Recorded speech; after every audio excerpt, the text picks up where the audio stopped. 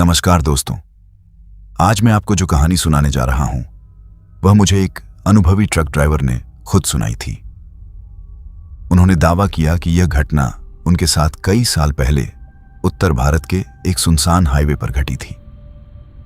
कहानी शुरू करने से पहले मैं सिर्फ इतना कहना चाहूंगा कि इस घटना की सत्यता की मैं व्यक्तिगत रूप से पुष्टि नहीं कर सकता, लेकिन जिस तरह से उस ड्राइवर ने यह पूरी आपबीती सुनाई, उसकी आंखों में जो डर था, उसे देखकर मुझे लगा कि उसने उस रात कुछ ऐसा जरूर देखा था जिसे वह आज तक भूल नहीं पाया।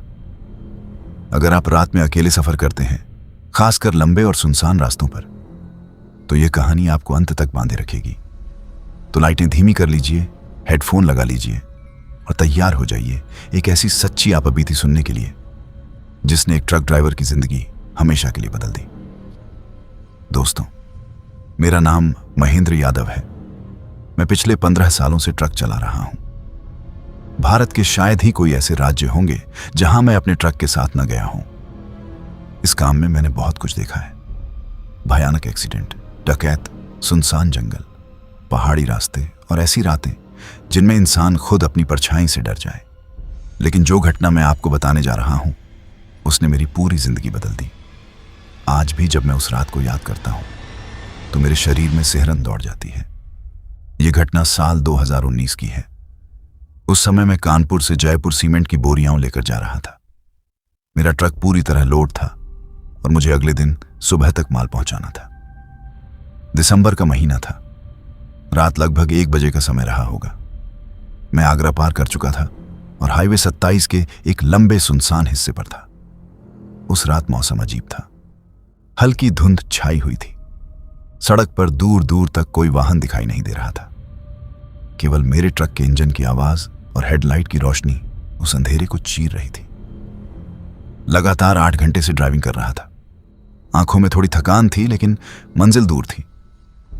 मैंने सोचा किसी ढाबे पर रुककर चाय पी लूं, लेकिन अगले कई किलोमीटर तक कोई ढाबा दिखाई नहीं दिया। तभी मेरी नजर सड़क के किनारे खड़ी एक औरत पर पड़ी। सफेद साड़ी, लंबे काले बाल, उम्र लगभग 30 साल। वह सड़क की तरफ पीठ करके खड़ी थी। पहले मुझे लगा शायद किसी बस से उतर गई होगी, लेकिन उस सुनसान इलाके में आधी रात को किसी औरत का अकेले खड़ा होना थोड़ा अजीब लगा। मैंने ट्रक की स्पीड कम की। जैसे ही ट्रक उसके पास पहुंचा, वह धीरे धीरे मेरी तरफ मुड़ी। उसका चेहरा बिल्कुल सामान्य था, न कोई डर, न कोई घबराहट। उसने बस हाथ उठाकर लिफ्ट मांगी। मैं कुछ पल सोचता रहा, फिर इंसानियत के नाते ट्रक रोक दिया। मैंने खिड़की से पूछा, बहन जी, इतनी रात में यहां क्या कर रही हैं? वो बहुत धीमी आवाज में बोली, मुझे आगे वाले गांव तक जाना है। उसकी आवाज सुनकर पता नहीं क्यों मेरे शरीर में एक अजीब सी ठंडक दौड़ गई, लेकिन मैंने ध्यान नहीं दिया। मैंने दरवाजा खोल दिया। वह चढ़कर मेरे बगल वाली सीट पर बैठ गई। ट्रक फिर आगे बढ़ने लगा। कुछ मिनट तक हम दोनों चुप रहे। फिर मैंने पूछा, आपका गांव कितना दूर है? कोई जवाब नहीं। मैंने दोबारा पूछा, फिर भी चुप्पी। मैंने उसकी तरफ देखा। वह खिड़की के बाहर अंधेरे में घूर रही थी। उसकी आंखें बिल्कुल स्थिर थीं, मानो किसी चीज को देख रही हूं जो मुझे दिखाई नहीं दे रही थी। मुझे बेचैनी होने लगी। मैंने रेडियो ऑन कर दिया, लेकिन कुछ सेकंड बाद रेडियो अपने आप बंद हो गया। मैंने सोचा शायद वायर ढीली होगी। फिर दोबारा ऑन किया। 2 मिनट बाद फिर बंद। अब मैं थोड़ा परेशान हो गया। अचानक ट्रक के अंदर का तापमान बहुत ठंडा हो गया। इतना ठंडा कि मेरी सांसों से धुआं निकलने लगा, जबकि ट्रक की खिड़कियां बंद थीं। मैंने उसकी तरफ देखा। वह अब भी बाहर देख रही थी, लेकिन इस बार मुझे कुछ और अजीब दिखाई दिया। उसके पैर। वह सीट पर बैठी थी, लेकिन उसके पैर जमीन को छू नहीं रहे थे, मानो हवा में कुछ इंच ऊपर हो। मेरा दिल तेजी से धड़कने लगा। मैंने खुद को समझाया कि शायद थकान की वजह से भ्रम हो रहा है, लेकिन अगले ही पल उसने बिना मेरी तरफ देखे कहा, डर क्यों रहे हो? मेरे हाथ स्टीयरिंग पर जम गए। मैंने तो कुछ कहा ही नहीं था। उसे कैसे पता चला कि मैं डर रहा हूं? मैंने हिम्मत करके पूछा, आपने क्या कहा? वह धीरे से मुस्कुराई और फिर बोली, आगे मोड़ आने वाला है, धीरे चलाना। मैंने सड़क की तरफ देखा। सामने बिल्कुल सीधी सड़क थी, कोई मोड़ नहीं। लेकिन लगभग 1 मिनट बाद सचमुच एक तेज मोड़ आ गया। मेरे होश उड़ गए। उसे पहले कैसे पता था? अब मुझे लगने लगा था कि कुछ गड़बड़ है। मैंने ट्रक की स्पीड बढ़ा दी, बस किसी तरह उसके बताए गांव तक पहुंचकर उसे उतारना चाहता था। तभी अचानक उसने कहा, यहीं रोक दो। मैंने बाहर देखा। चारों तरफ घना जंगल, न कोई गांव, न कोई घर, न कोई रोशनी, कुछ भी नहीं। मैंने कहा, लेकिन आपने तो गांव की बात कही थी। वह पहली बार पूरी तरह मेरी तरफ मुड़ी, और जो मैंने देखा उसे मैं जिंदगी भर नहीं भूल सकता। उसका चेहरा धीरे धीरे बदलने लगा।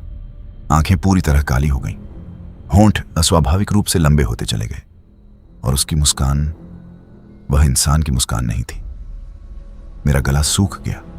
मैंने तुरंत ब्रेक लगाया। जैसे ही ट्रक रुका, मैं सीट से कूदकर बाहर भागा, लेकिन बाहर निकलते ही मेरी नजर ट्रक के सामने लगे शीशे पर पड़ी। अंदर वाली सीट खाली थी। वह औरत गायब हो चुकी थी। सिर्फ कुछ सेकंड पहले वह मेरे बगल में बैठी थी, लेकिन अब वहां कोई नहीं था। मेरे पैरों तले जमीन खिसक गई। मैं कांपते हुए ट्रक में वापस चढ़ा और पूरी रफ्तार से वहां से निकल गया। लगभग 10 किलोमीटर बाद मुझे एक ढाबा दिखाई दिया। मैंने ट्रक रोका और सीधे अंदर चला गया। ढाबे के मालिक ने मेरी हालत देखकर पूछा, क्या हुआ ड्राइवर साहब? मैंने पूरी घटना उसे बता दी। मेरी बात सुनकर उसके चेहरे का रंग उड़ गया।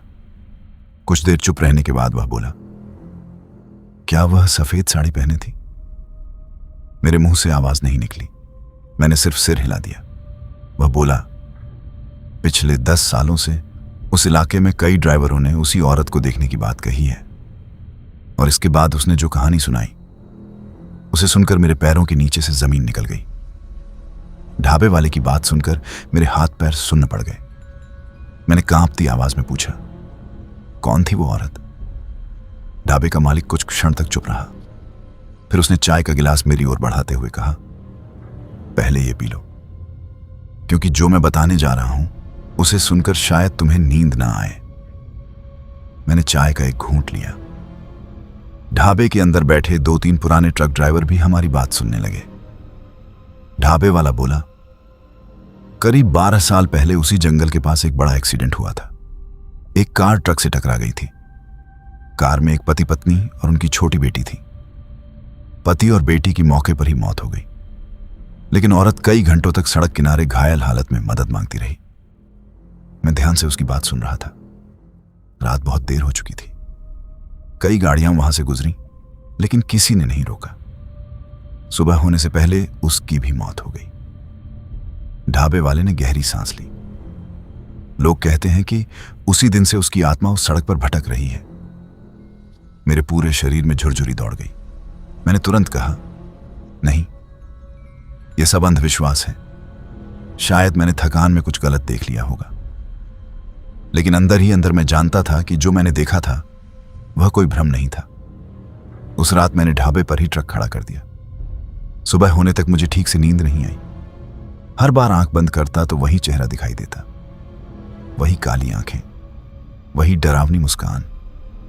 सुबह लगभग 6 बजे मैं फिर यात्रा पर निकल पड़ा। मैंने खुद को समझा लिया था कि अब सब खत्म हो चुका है, लेकिन असली डर तो अभी शुरू हुआ था। अगले कुछ दिनों तक सब सामान्य रहा।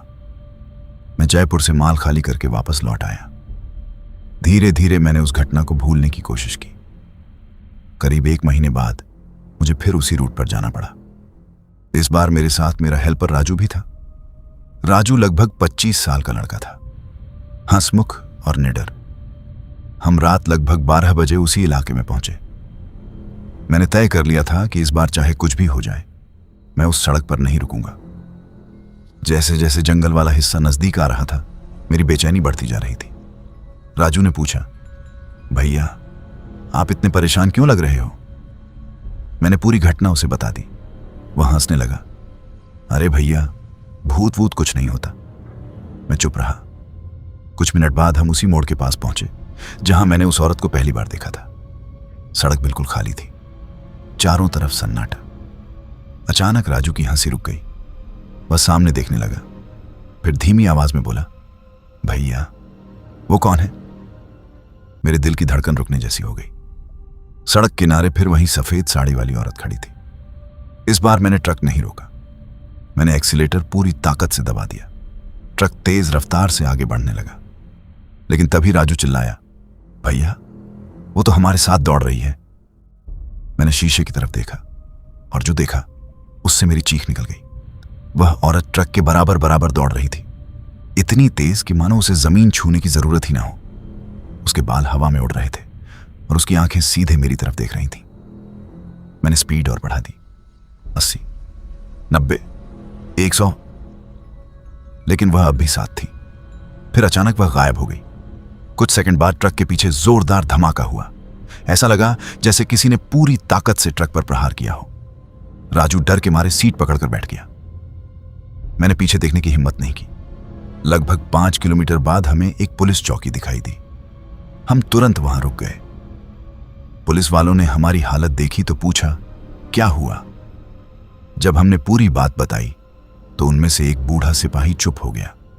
उसने कहा, तुम पहले लोग नहीं हो जिन्होंने यह बताया है। उसकी बात सुनकर मेरी रीढ़ में ठंडक दौड़ गई। उस घटना के बाद मैंने तय कर लिया कि अब कभी उस रास्ते पर नहीं जाऊंगा। लेकिन ट्रक ड्राइवर की जिंदगी में हर फैसला अपने हाथ में नहीं होता। करीब 6 महीने बाद कंपनी ने फिर वही रूट दे दिया। इस बार मैं दिन में निकल पड़ा ताकि रात होने से पहले वह इलाका पार कर सकूं। लेकिन किस्मत को कुछ और मंजूर था। रास्ते में ट्रक खराब हो गया। मरम्मत में कई घंटे लग गए और जब तक मैं वहां पहुंचा रात हो चुकी थी। मैंने मन ही मन भगवान का नाम लिया और ट्रक आगे बढ़ाने लगा। सड़क पूरी तरह सुनसान थी। तभी ट्रक का रेडियो अपने आप चालू हो गया। मैंने उसे बंद किया। कुछ सेकंड बाद फिर चालू। इस बार उसमें से सिर्फ खरखराहट की आवाज आ रही थी। फिर अचानक एक औरत की आवाज सुनाई दी, बहुत धीमी, बहुत डरावनी। रुको। मेरे हाथ कांपने लगे। मैंने रेडियो का तार ही निकाल दिया, लेकिन आवाज बंद नहीं हुई। अब वह आवाज ट्रक के अंदर से आ रही थी। रुको, मुझे घर जाना है। मैंने शीशे में देखा। पीछे की खाली सीट पर कोई बैठा हुआ था। सफेद साड़ी, लंबे बाल। मैंने तुरंत पलट कर देखा। सीट खाली थी, लेकिन शीशे में वह अब भी दिखाई दे रही थी। मेरी सांसें रुकने लगी। मैंने पूरी ताकत से ट्रक दौड़ाया और तब तक नहीं रोका जब तक उस इलाके से बाहर नहीं निकल गया। उस रात के बाद मैंने नौकरी ही बदल दी। आज मुझे उस घटना को हुए कई साल हो चुके हैं, लेकिन मैं आज भी रात के समय उस हाईवे से नहीं गुजरता। और सबसे डरावनी बात, कुछ महीने पहले एक पुराने ड्राइवर से मुलाकात हुई। उसने बिना मेरे कुछ बताए कहा, भाई, हाईवे 27 पर सफेद साड़ी वाली औरत से कभी सामना हुआ है क्या? उसकी बात सुनकर मेरे शरीर में फिर वही सिहरन दौड़ गई, क्योंकि उसने भी बिल्कुल वही चेहरा देखा था जो मैंने देखा था। और शायद आज भी कोई ना कोई ड्राइवर उस सुनसान सड़क पर उससे मिल रहा होगा। किसी अंधेरी रात में, जब चारों तरफ सिर्फ सन्नाटा हो और दूर कहीं एक औरत लिफ्ट मांग रही हो। तो दोस्तों, यह थी महेंद्र जी की डरावनी आपबीती। अगर आपको यह कहानी पसंद आई हो तो वीडियो को लाइक जरूर करें और चैनल को सब्सक्राइब करना ना भूलें।